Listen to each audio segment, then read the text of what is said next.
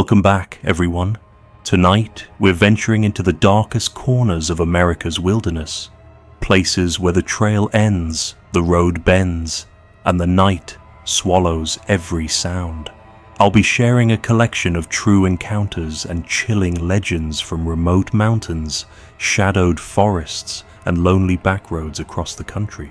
These aren't campfire myths. These are real experiences that linger long after the sun goes down.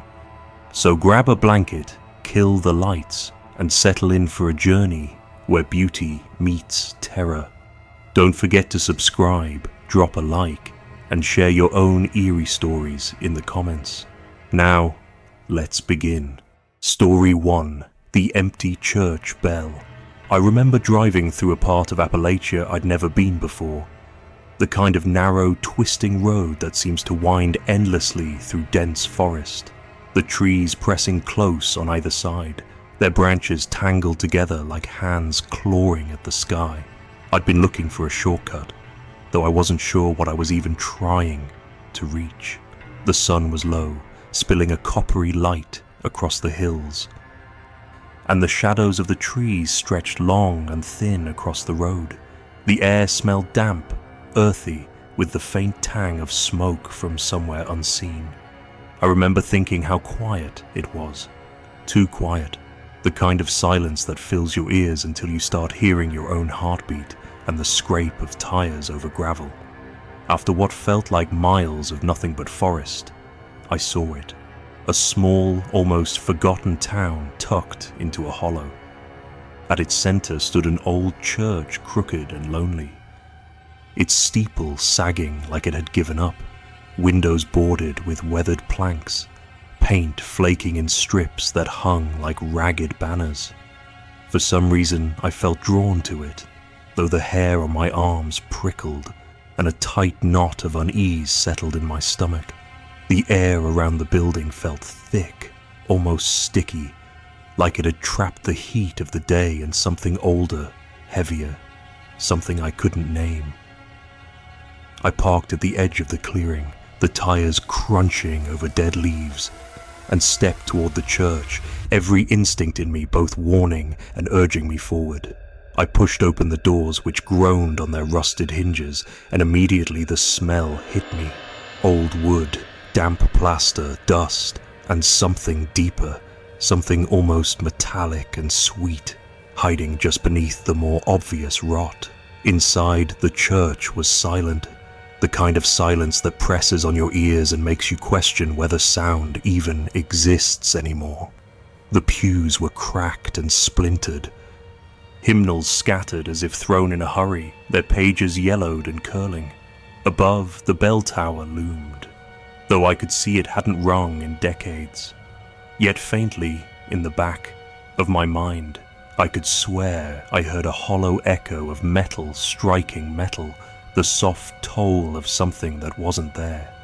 I moved cautiously down the aisle, taking in the shadows pooling beneath the pews, the way light bent through cracks in the boards. I felt a presence, subtle, yet undeniable, like eyes pressing into the back of my skull. Every so often I would turn, but the space remained empty, still.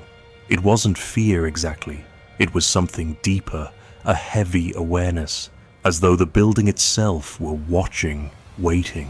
When I reached the altar, I noticed scratches in the worn wooden floor, long, deep grooves that led to a small trapdoor hidden beneath the cloth. My instinct screamed to turn back, to leave, but curiosity, or maybe something darker, edged me forward. I knelt and lifted the trapdoor. A groan of wood sliding against old hinges echoing unnervingly in the hollow interior. Beneath lay a spiral staircase, coiling down into a darkness that seemed thicker than mere absence of light. I could feel the air growing colder as I leaned closer, and then I heard it. Soft, almost imperceptible whispers brushing against my ears under the threshold of comprehension. My hands shook, not from cold, but from the slow, tightening grip of something intangible. something that made my stomach clench and my heart hammer against my ribs. Every fiber of me wanted to flee, to step back into the sunlight and never look back, but my legs moved on their own accord, carrying me toward the darkness as if compelled by a force I didn't understand. Each step down the staircase swallowed more light, and the shadows thickened, curving around me, pressing in without touch. The whispers grew louder, not words I could understand, but tones that made my blood run cold. Pleas, warnings, sorrow. I could hear the scrape of something moving beneath me, subtle shifts in the wood, as if the building itself breathed along with me. The air smelled damp, earthy, and something else. Something I can't name, like iron and old smoke and decay. I wanted to call out, to speak, but my voice stuck in my throat, held hostage by the oppressive quiet. At the bottom, the spiral staircase opened into a circular chamber. Roughly hewn stone walls enclosing the space. The shadows pooled here in strange angles, and the whispers seemed to emanate from the walls themselves. There was a faint glow in the center, not from any lamp or candle, but a reflection of something smooth, low to the ground. I stepped closer, my boots echoing against stone, and then I saw it. A series of crude carvings etched into the floor, spiraling outward from the center. Symbols I could not recognize but felt ancient and deliberate. The air vibrated with a low hum, like the echo of that long dead bell from above. And then I realized the carvings were not random. They were worn in patterns as if something had moved along them repeatedly, something human, or almost human, though nothing like I'd ever seen. I wanted to leave.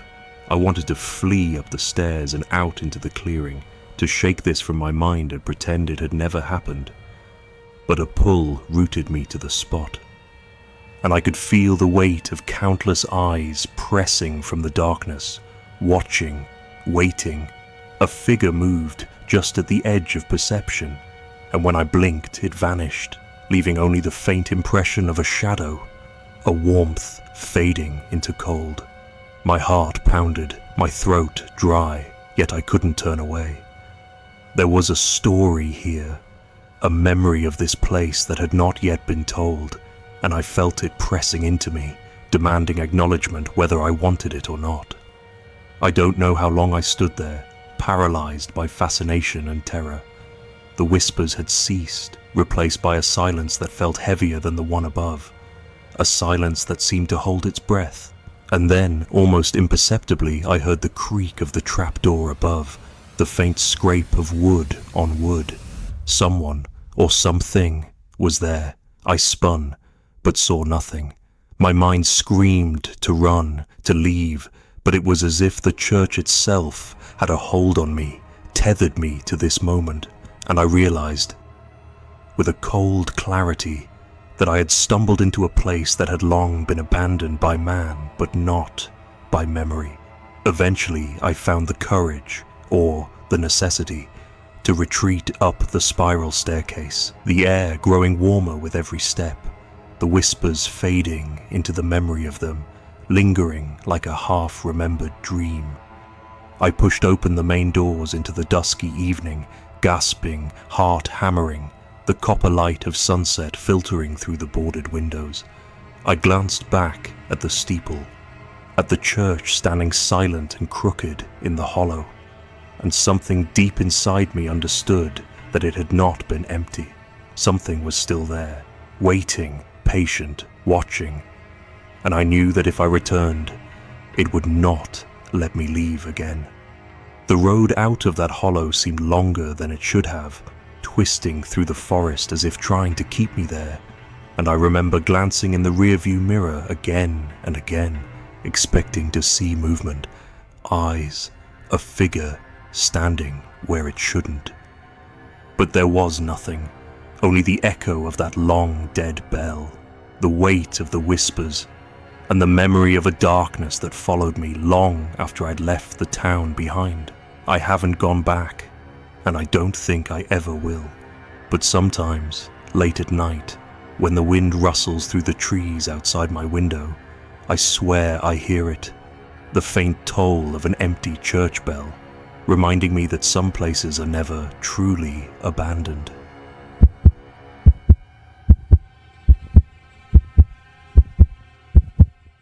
Story 2. Shadows along the old mill road. I remember that night like a stain I can't scrub from my memory. The road was nothing more than a cracked, twisting path, flanked by overgrown weeds and the skeletal remains of barns that looked like they'd been abandoned for decades. The kind of place you drive through and feel the years pressing down on you, the silence thick enough to choke on. I was driving late, headlights cutting through a fog that seemed to rise up from the ground itself, curling around my tires and into the trees. The air smelled damp, earthy, and a little sweet, like something decaying, and every time I took a breath, it stuck in my throat for a second longer than it should.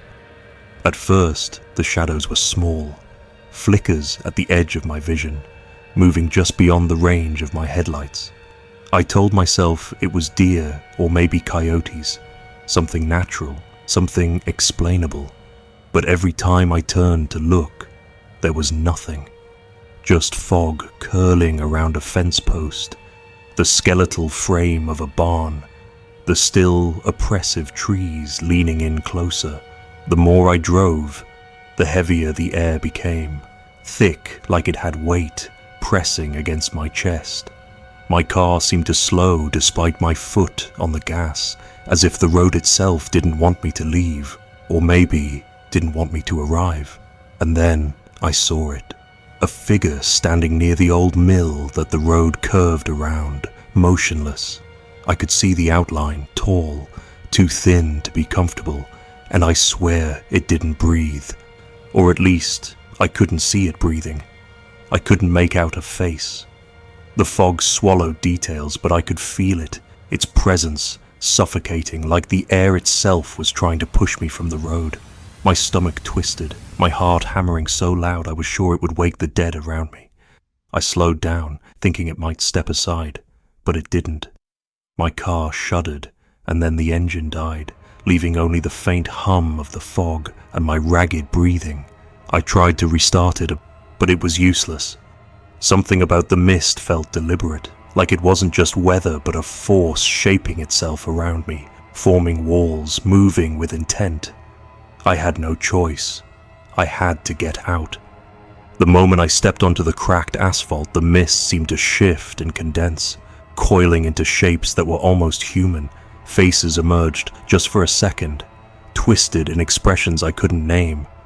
Hands reached out, claws brushing the edges of my vision, disappearing whenever I tried to focus.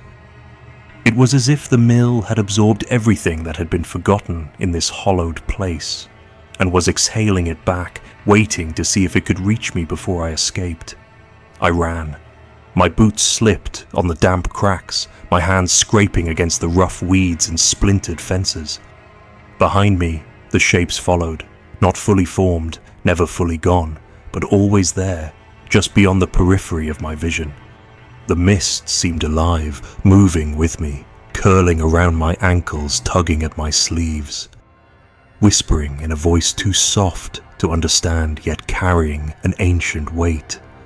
I didn't look back again, not until I was clear of the clearing and back on the main road that led to somewhere recognizable, somewhere with light and the promise of people. Even then, I couldn't shake it. The road lingered in my mind like a wound that wouldn't close. I could feel the fog curling around me in my dreams, pulling me back, reminding me of the shapes and faces that had pressed close, waiting. It wasn't the cold or the darkness that got to me. It was the feeling of being watched by something that had existed long before me and would exist long after, a memory of the land itself, patient and immovable. Sometimes I drive late at night, and I can swear I hear it, the whisper of that road calling my name, curling into the edges of my consciousness. I don't know if anyone would believe me, but it doesn't matter. The memory of that night doesn't require belief. It only requires that I remember, that I never forget the feeling of being small and watched in a world that had no obligation to protect me. The mill and the shadows and the fog, they are still there, waiting for the next traveler foolish enough to stray from the known path. Patient, deliberate, and impossible to shake once they've found you. I've never gone back, though part of me wants to, in a sick way, to confirm it wasn't my mind playing tricks. But I know it was real. I can still feel the road under my feet in the dead of night, the weight of eyes I cannot see, the cold press of mist against my skin, and I know that somewhere along that cracked path, the shadows are still moving, still watching, still waiting for someone like me to come wandering back into their hollowed world. I remember the way the mist curled around the mill, the shape of the figure that didn't move, and the faces that pressed against the edges of reality, and though it's been years, I still see it when I close my eyes. The skeletal bonds, the curling fog, the sense that some places are not merely abandoned, but alive in a way that doesn't care for human reason, that has its own patience and its own hunger. I tell myself I'm safe now, but every time I drive down a forgotten road in the hills, every time the fog rolls low and the trees close in, I feel it again, and I remember that some parts of Appalachia never let you leave completely.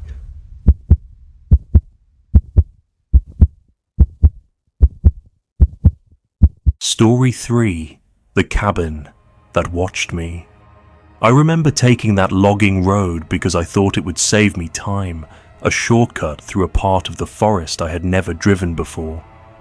The sun was low, fading behind the hills, and the shadows stretched long and thin, twisting over the rutted tracks and piles of fallen branches.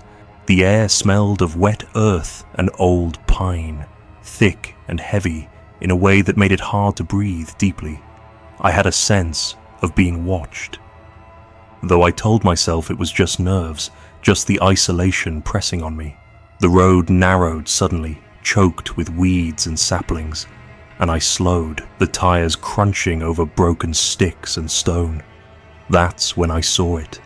A cabin, squat and crooked, nestled into a small clearing like it had been there 100 years, forgotten by anyone who might care. Its windows were hollow, the glass long gone, paint peeled in long grey strips, roof sagging as if it were breathing its last. I stepped out of my car, curiosity rooting me in place even as my gut told me to turn around. There was a weight in the air, thick and still, and the hairs on my neck prickled. I felt it watching me. The forest seemed quieter here, the birds and insects silent as though they had been swallowed by the shadows. As I moved closer to the cabin, I swore the darkness inside shifted when I wasn't looking directly at it, almost like it had awareness, like it could sense me peering in, testing whether I belonged here. I told myself it was imagination, just the trick of failing light on broken wood and overgrown grass. But my chest tightened with unease, and every step felt heavier than the last. I tried to turn back, to retrace my steps toward the logging road, but the path seemed wrong. The forest had rearranged itself while I wasn't paying attention. Trees that had been to my left were now to my right. Shadows that hadn't been there pressed into the periphery of my vision. I froze and listened. At first, it was soft, almost casual, the crunch of leaves and twigs behind me, but it grew deliberate, slow, deliberate steps. My pulse quickened. I tried to convince myself it was just an animal, a deer or a fox, but something in the rhythm of the steps, the way they matched mine at first, made my stomach knot with terror. I glanced back, and the cabin's hollow windows reflected not just my face, but another presence. At first, I couldn't make sense of it, just a darker shape behind me, but slowly it sharpened into the outline of a figure standing perfectly still, staring. I froze. My brain screamed to move, to run, but my legs wouldn't obey. The quiet was unbearable, heavier than any scream. I couldn't breathe properly. The air seemed thick, like molasses pressing into my lungs. The figure didn't move, and in that stasis the cabin felt alive, aware, like it had been waiting for someone to notice, waiting to claim attention. Minutes passed, or maybe seconds. I couldn't measure time in that place. And the figure vanished as the moonlight shifted through the clearing. I exhaled shakily, and my instinct finally overrode my hesitation. I bolted, crashing through weeds and brush, hearing twigs snap underfoot. I didn't look back, but I could feel it. The cabin's attention trailing me, a pull at the base of my skull that made me stumble and scrape my hands. The forest seemed to bend around me, guiding my path into twists and false openings, forcing me to run in circles before I finally saw the road again. Even when I reached safety, the memory clung to me. I could still see the hollow windows, the way they seemed to shift and follow me in my mind's eye. The forest itself seemed to exhale with the shape of the cabin, a slow, deliberate exhalation, and I knew that it had marked me in a way I could not explain. I had seen the figure only in reflection, but I felt it everywhere afterward, a weight pressing against my chest in empty rooms, shapes at the corners of my vision when I thought I was alone. I tell myself I'll never go back, that the road is behind me now, yet I can still feel it in my dreams. The clearing, the cabin, the figure. Sometimes they appear in fleeting glimpses while I drive at night, in shadows thrown by streetlights or headlights passing over darkened fields. I wake in the middle of the night with the same sense of being watched, the same knot of terror tightening in my stomach. I've tried to explain it, to rationalize it, but words fail. It wasn't a person, not in any way I recognize. Yet it was aware, patient, deliberate. I've walked the woods many times since, in areas I know well, and nothing has ever followed me like that. The forest I know is quiet but not oppressive. The cabin and that clearing were different. It's as though the place itself had waited a long time, unseen, for someone to notice it, for someone to trespass into its domain. And it was only then that the awareness I felt could manifest. I think about the figure often. I didn't get a good look. I don't think I was meant to. It was a fragment, a suggestion, a piece of the cabin's own memory given form. And it followed me because I saw it. Sometimes I wonder what it wanted from me, if it was a warning, a test, or simply curiosity. I don't know. I do know that the forest and the cabin and the shadows in those windows have not left me.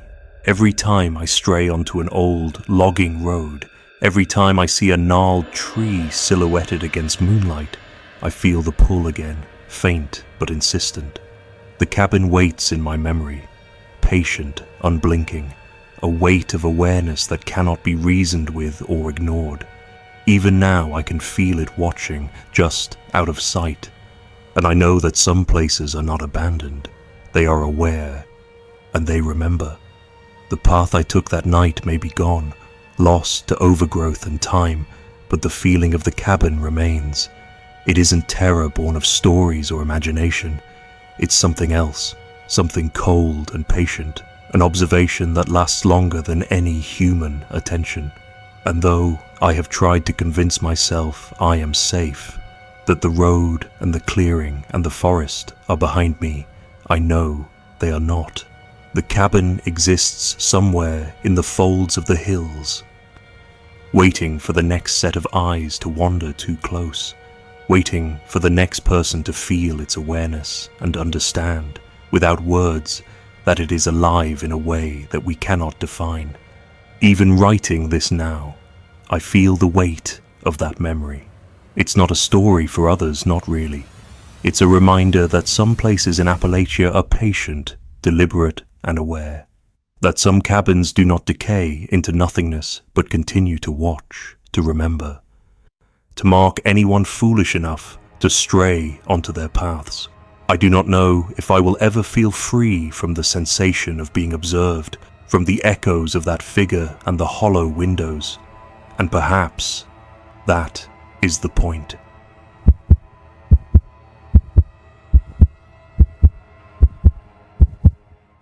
Story 4, Whispers from the Hollow. I remember the hollow like it was alive, pressing around me from the moment I stepped off the trail. The path had dwindled into nothing more than a faint indentation in the earth, lined with brambles and gnarled roots that seemed to curl toward me, as if warning me away. The air was unnervingly still, almost too still for a forest, like the wind had been held back by some unseen hand. I had been hiking for hours, chasing a shortcut that I thought would loop me back to the main road, and I didn't expect to find this place. A narrow valley, carved deep between ridges that rose steeply on either side, the trees leaning inward like guardians or sentinels. The sun was low, though it hardly penetrated the thick canopy, and the shadows seemed to move in a way that made my skin crawl. It began softly, almost imperceptibly at first, a sound that could have been the rustling of leaves, or perhaps the wind shifting in a hollowed branch, but there was no wind. The noise was different, soft, drawn out, like whispers brushing past the edge of hearing. I paused, chest tight, scanning the tree line, and it struck me that the sound wasn't random. It wove in and out of the shadows, coaxing me forward, warning me back, as though the hollow itself had a voice. I strained to make sense of it, trying to catch the words, but it wasn't language I could understand. It was older, a tone shaped by centuries I couldn't comprehend, patient and deliberate. My pulse began to thrum in response, not fear exactly, but something close to it. The awareness that I was being observed in a way that I could neither see nor resist. I pressed on, feeling the hollow narrow around me, the trees leaning closer with every step. The whispers grew louder, threading through the branches, twisting with the shadows, until it felt as if the forest was leaning in, listening to me breathe. Every footfall felt heavier, my boots sinking slightly into moss and damp earth that seemed to resist my presence. I came to a clearing, and I nearly stumbled backward at what I saw. The grass was impossibly tall, bending under its own weight, the kind of height that swallowed ankles, knees, even thighs. The ground was uneven, and as I stepped carefully through it, I noticed a series of depressions, subtle but deliberate, like graves, but unmarked, shallow and unnatural. My stomach tightened, my pulse quickened, and a cold realization settled over me. I was not alone. I spun slowly, trying to peer through the tall grass and into the shadows beyond, but the trees formed a perfect enclosure, looping endlessly, bending the space around me as if the hollow had its own architecture. Every instinct screamed to turn back, but when I did, the path seemed to twist, the trees rearranging themselves, guiding me deeper. The whispers swelled, rising and falling in tempo, shaping around me, pressing into my skull. I felt watched, not by any animal, not by anything human, but by something patient, deliberate, unmoving. It had waited for me to enter, and now that I was here, it was taking its time. I tried to convince myself to leave, to backtrack carefully and not panic, but the hollow resisted me. Every step backward felt longer, slower, like the earth itself had thickened beneath my feet. Shapes flickered just beyond my vision, shadows in the tall grass bending in ways they shouldn't. I heard the faintest scrape behind me and froze, listening.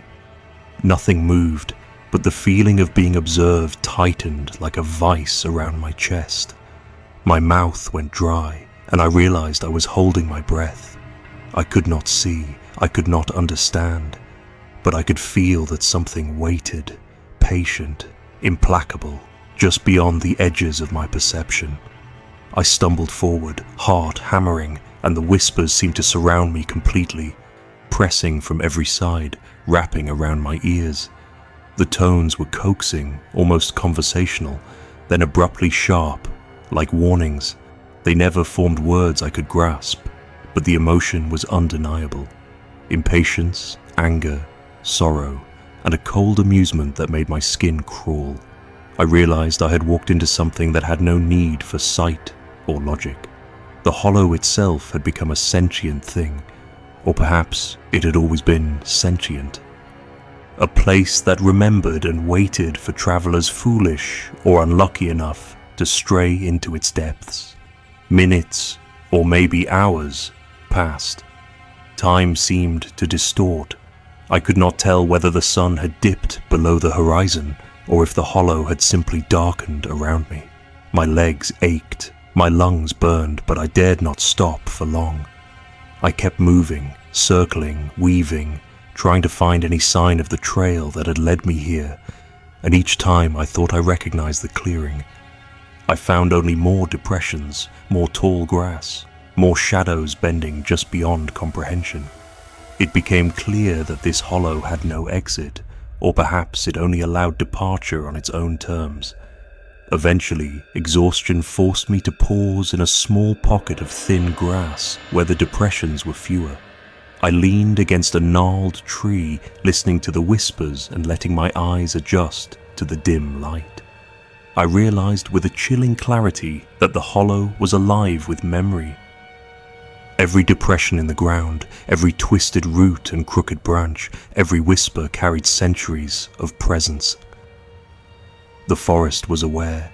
It knew me, it knew my fear, and it waited, patient, to see how I would respond. I felt small, infinitesimal, insignificant in comparison, and yet somehow central to whatever game or test the hollow had imposed. I began moving again, more deliberately this time, forcing myself to focus on details, the angle of a fallen branch, the break in a ridge of grass, the smell of moss and damp earth. Slowly, almost imperceptibly, the landscape began to change. The trees thinned, the whispers receded into the background, still present but less immediate, and eventually I stumbled back onto a path that resembled the one I had entered. I didn't look back, not until I was far enough away that the shape of the hollow was only a memory, and even then, it felt alive in my mind, shaping my perception of every hill and valley I passed afterward. The memory of the hollow haunts me still. I can close my eyes and feel the whispers brushing my ears, threading through the shadows, coaxing, warning, patient. I can see the tall grass and the depressions, feel the weight of observation pressing on me, even now, miles away from that forgotten valley.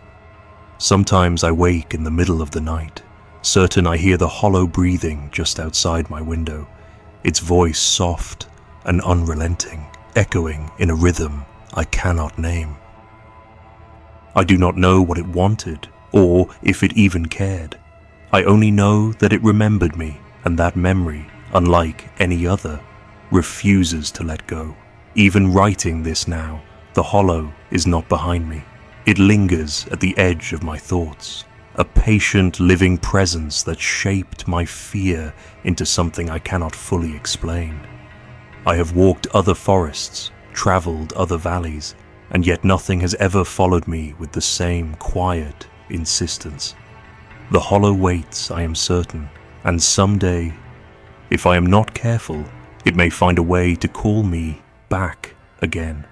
Until then, I carry it with me, the whispers, the shadows, the depressions in the grass, and the inescapable unreasoning sense that some places are not abandoned. They are patient, aware, and eternal.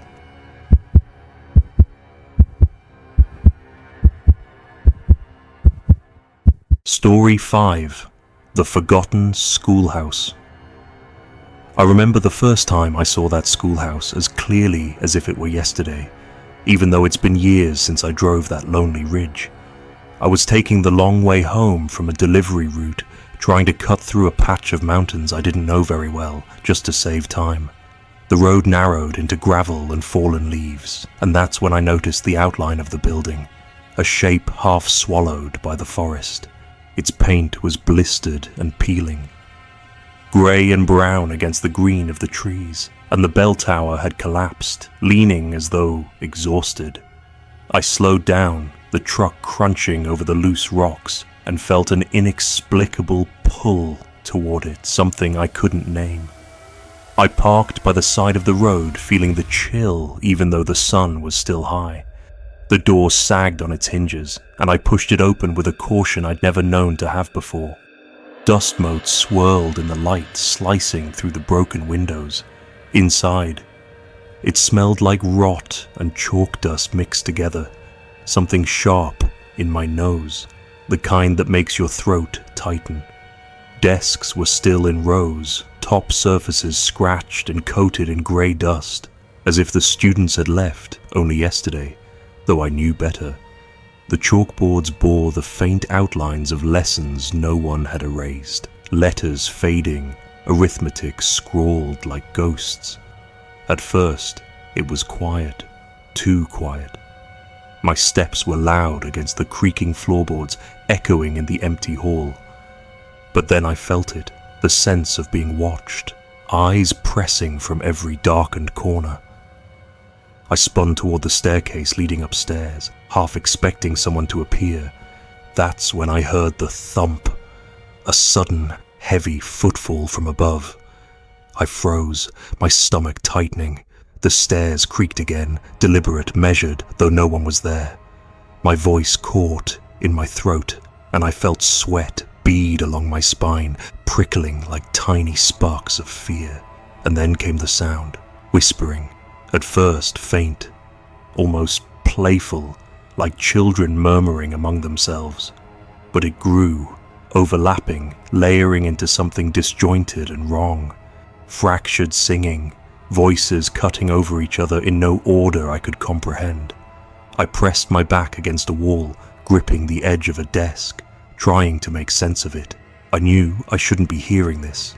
The place had been abandoned for decades. I felt the floor vibrate subtly underfoot, as if the building itself was breathing in rhythm with the voices. My rational mind told me to leave, but my feet were glued to the floor. The sound, it was mesmerizing, a warped lullaby that twisted in the air. I crept toward the staircase, thinking if I could see the source, I might understand it. The whispers drew me upward, a current I could not resist. Each step groaned under my weight, echoing like a warning. When I reached the top landing, the air felt denser, heavier, pressing against my chest. Windows on that floor were cracked and opaque with age, letting in dim streaks of light that barely cut through the gloom. The corridor stretched before me, lined with doors slightly ajar, rooms that smelled of mildew and decay. The whispers came from all around now, bouncing off the walls, voices layering with each passing second, until it was impossible to tell where one ended and another began. I pushed a door open at random, and inside was the classroom. Sunlight slanted through a cracked window, catching the dust motors, but it did nothing to lighten the oppressive atmosphere. Desks were still lined in rows. I swore I saw movement from the corner of my eye, shadows stretching and contorting, always just beyond focus. I wanted to look away, to convince myself it was my imagination, but my body didn't obey. The whispers grew louder, more insistent, a language I didn't know but somehow understood. Waiting, hearing, listening. I stumbled back into the hallway, heart hammering. And that's when I realized the air itself was thick, almost wet, clinging to my skin like cobwebs. I ran, not fast, not smart, but propelled by some instinct older than reason. Down the stairs, the floorboards groaning like wounded animals, the whispers following me, trailing into the shadows like smoke I could not escape. The door resisted, hanging on its hinges as if unwilling to let me leave. When I finally pushed through and tumbled onto the ridge outside, I didn't stop. The truck was still where I'd left it, but I ignored it, running down the gravel road until the schoolhouse was swallowed by the trees behind me. Even then, I could feel it, lingering in the spaces between branches, the way the shadows clung to the mountainside. Days later, in the comfort of home, I still hear it, not loud, not obvious, but a whisper in the edges of dreams, fragmented songs that come unbidden, overlapping with the quiet hum of everyday life. I try to tell myself it was the wind in the trees or an old building settling, but every time I drive past that ridge, I feel the pull again, like the schoolhouse remembers me, knows that I've been there, and waits. The memory of it presses against me in empty rooms, in darkened hallways, when I wake from a dream, sweating and trembling. It isn't just a building, it's something that waits in the quiet, patient and endlessly observing, shaping its presence around those foolish enough to wander close enough to hear its fractured songs. Even now, years later, I sometimes find myself staring into the distance, imagining the roof sagging, the bell tower broken in two, and I hear it again. That quiet, fractured singing, not loud enough to wake anyone else, but clear to me, carrying through the hollows of my mind. I don't drive that ridge anymore, but I can't escape the feeling that it's still there, watching, waiting, whispering in patterns I cannot forget. And I know, in the deepest part of me, that it will always remember my footsteps on its floorboards, the sound of my breath mingling with its songs, a visitor in a place where no one has come for a long, long time.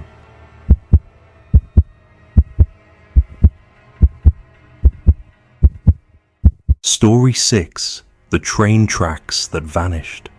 I remember the first time I saw those tracks. It was late afternoon, the sun just beginning to slip behind the ridges, painting the forest in muted golds and greys.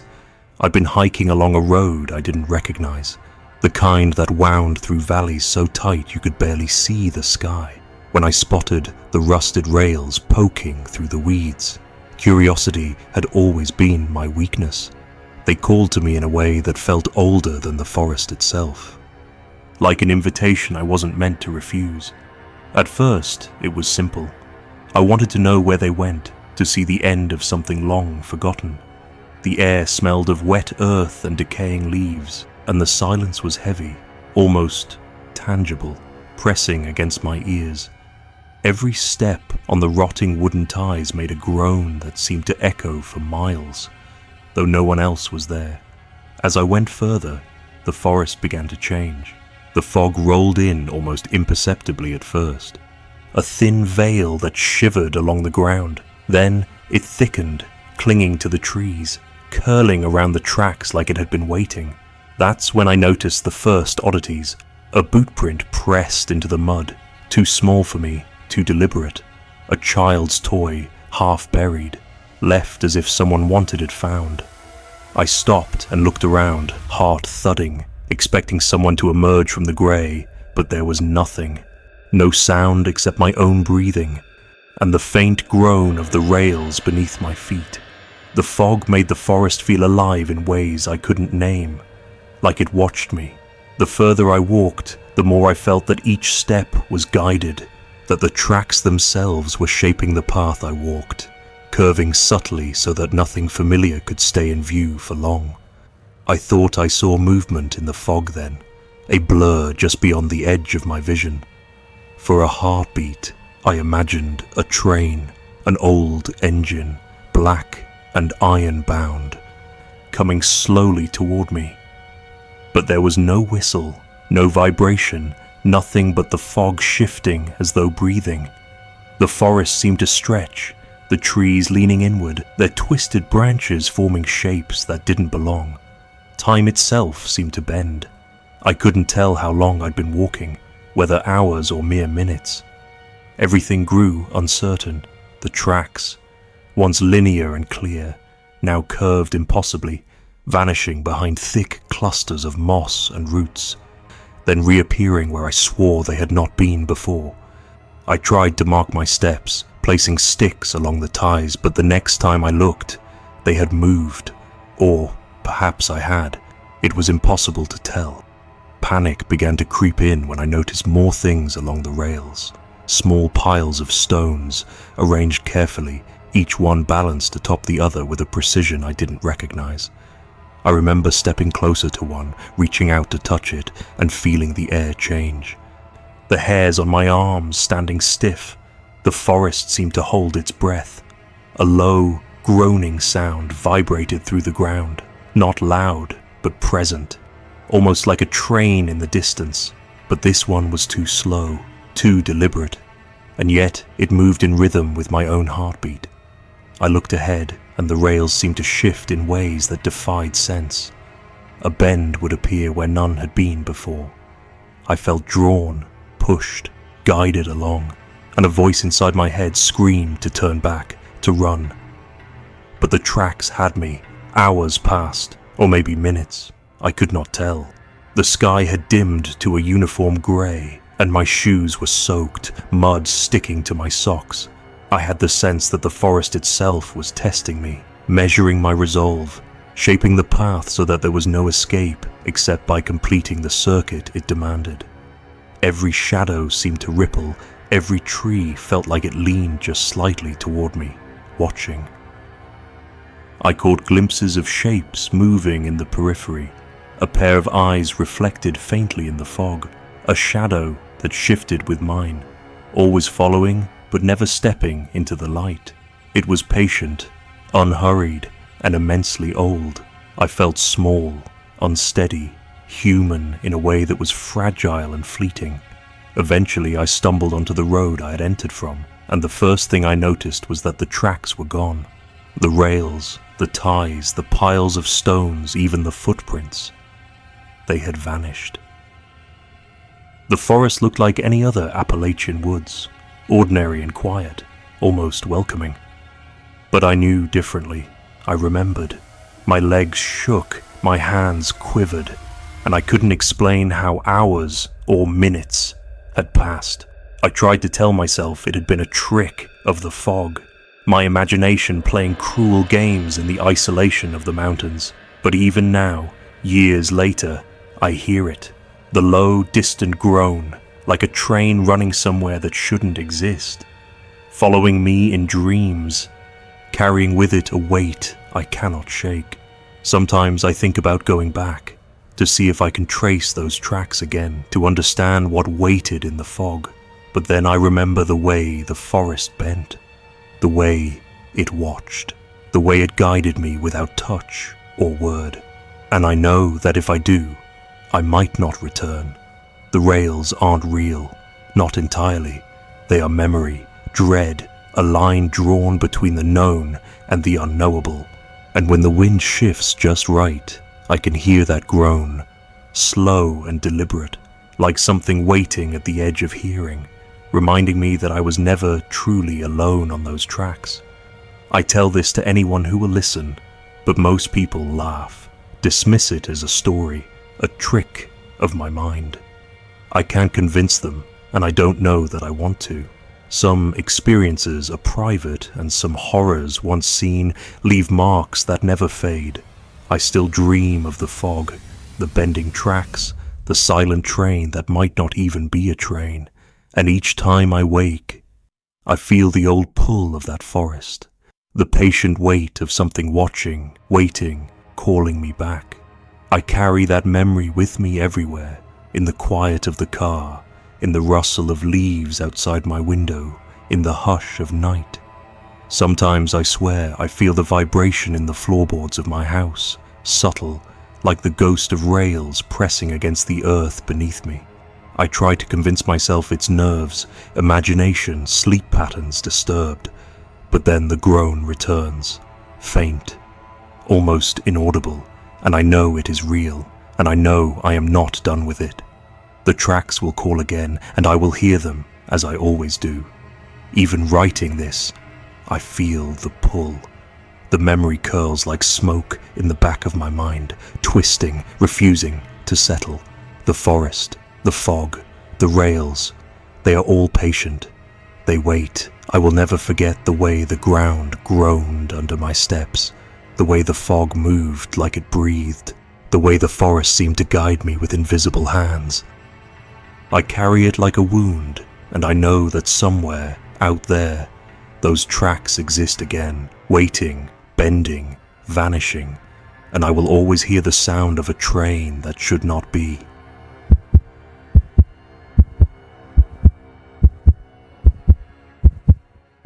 Story 7, the gas station at Dead Man's Curve.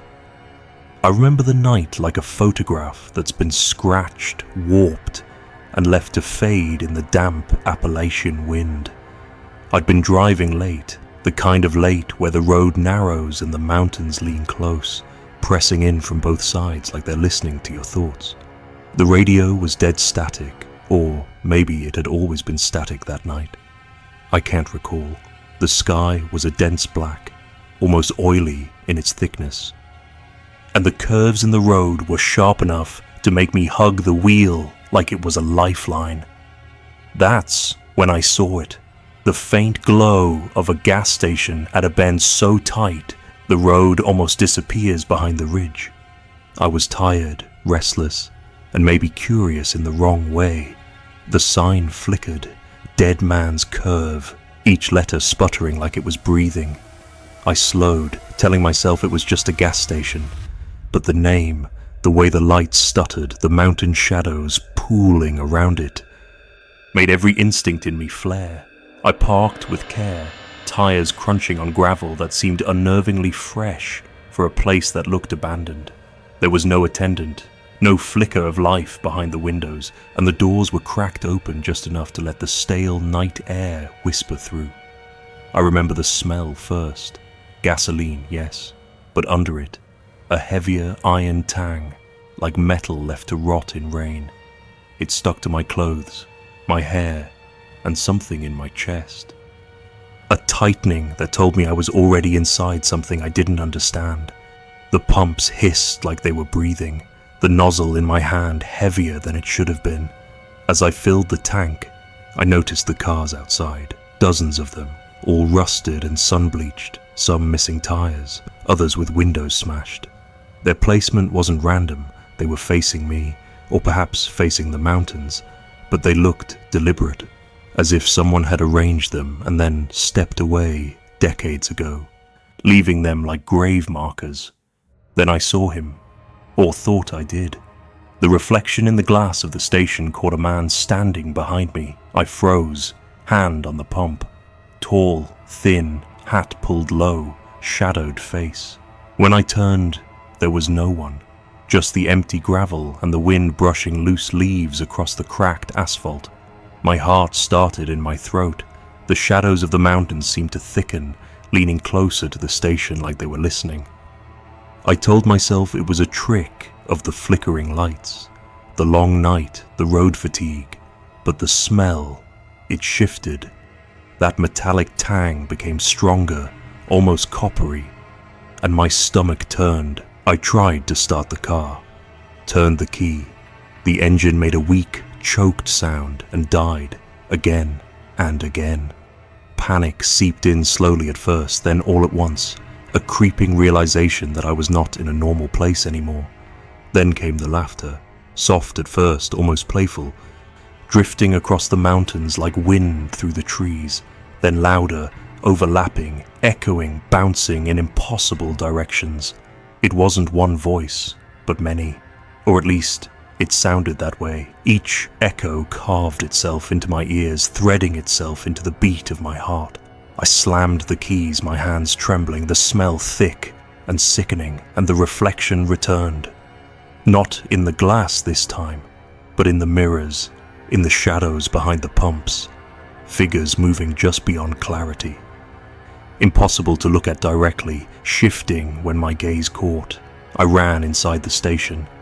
The door creaked and groaned, the interior fluorescent light flickering weakly.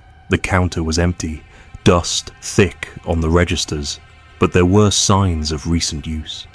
Cups on the shelves had stains that weren't old, footprints in the dust too crisp to be decades old, and a faint smear of something wet, something dark that led toward the back office. I remember the way my pulse thudded, echoing in my ears, as if it were a second voice telling me I didn't belong here. I told myself to leave, to get in the car and drive off into the safety of the ridge, but the engine's refusal had rooted me. Something else had that power now, something I couldn't see, couldn't touch, but that pressed in with the weight of the mountains themselves. I glanced toward the back office. The door was ajar. From inside came a whisper, not a voice in words, but in rhythm, almost musical. Repeating syllables I didn't understand. Each breath I took was heavier than the last. My legs refused the simple act of walking toward the car. I heard the pumps outside creak under weight that wasn't mine, leaves rustle without wind. Shadows flitted just beyond the reach of the flickering light, and each flicker made the move closer. The air had a wet chill, like I'd stepped into a cave filled with iron-rich soil.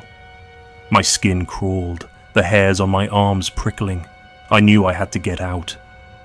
But it was as if the place itself had claimed me, wove itself around me. Then, through the whispers, I heard a different sound, a slow, dragging shuffle, like someone walking with a limp, deliberate patient. My body turned without me thinking, and I saw the reflection again. Not just one figure, but multiple shadowed shapes pressing against the glass, their forms warped and elongated, but always human enough to terrify. They didn't move toward me, not really. But the way their presence filled the station made it impossible to breathe. My rational mind told me it was a trick, some warped collection of reflections and darkness, but the smell confirmed otherwise. That metallic iron taste in the air burned my throat, and the whispers grew, shifting to mocking tones. I think they were laughing at me now, not together, but in sync with some rhythm I couldn't understand. Hours passed, or maybe minutes. Time bent around the bend in the road and the flickering lights. My fingers finally found the keys. The engine turned over on the first try, startling me so much I almost crashed before I realized the car was functional. I threw it into gear, wheels skidding on gravel as the laughter rose and fell around the mountains. I glanced back once, and for a split second, the gas station looked alive. The pumps twitched like fingers, the shadows coiled and uncoiled as if breathing. Then, just like that, it was silent. The cars outside were just rusted husks again, the lights flickering weakly, nothing moving. I drove until the bends smoothed out and the ridge fell away behind me, but the memory of that night stayed. The laughter, the whispers, the shadows pressed against glass that shouldn't have held them. Sometimes I dream of the station, parked at Dead Man's Curve, the mountains leaning close like they're holding their breath.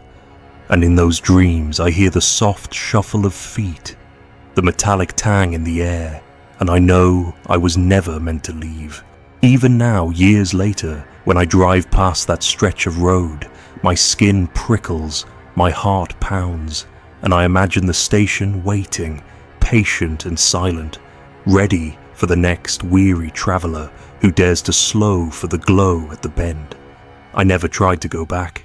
I never will. But the shadows haunt the corners of my mind. The laughter drifts through my memory like smoke, curling into moments when I least expect it. I wake sometimes in the middle of the night, and for a fleeting heartbeat, I feel that cold air, that metallic weight pressing down on me.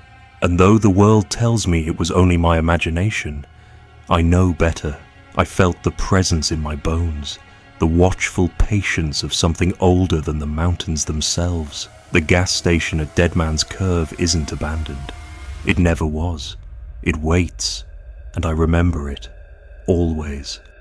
Time has a strange way of folding around memory. And though I've tried to rationalize that night, the images come unbidden. The rusted cars, the reflections in the glass, the whispering that felt almost intimate, almost coaxing me towards something I refuse to understand. There's no closure, no explanation, only the lingering sense that some places, once you step into them, take a piece of you with them. I can feel it sometimes, a tug in the base of my spine, the echo of laughter rolling down the mountains like it's calling me back. I've told myself I imagine it, that it's just the fear lingering from a lonely night on a deserted road. But I know better. I know the station waits. I know it saw me, knew me, and let me go only because it had no need for me yet. And when the wind catches the ridges just right, I hear it. The soft, patient hum of a place that shouldn't exist, and I remember the eyes I never saw, always behind the glass, always watching, waiting, as if the mountains themselves had learned to move with a slow, deliberate consciousness, shaping the road, shaping the night, shaping me. I've never shared this story fully with anyone. People think I exaggerate, that the mountains and the dark play tricks on a tired mind. But there's a reality to that night that is undeniable, carved into me like a scar I can't touch, one that whispers back whenever the world grows quiet. And the worst part, the part that keeps me awake sometimes, is knowing that even if the road bends and twists, even if the station is buried under time and neglect, it is there, patient, waiting, watching, for the next traveler foolish enough or curious enough to slow at dead man's curve.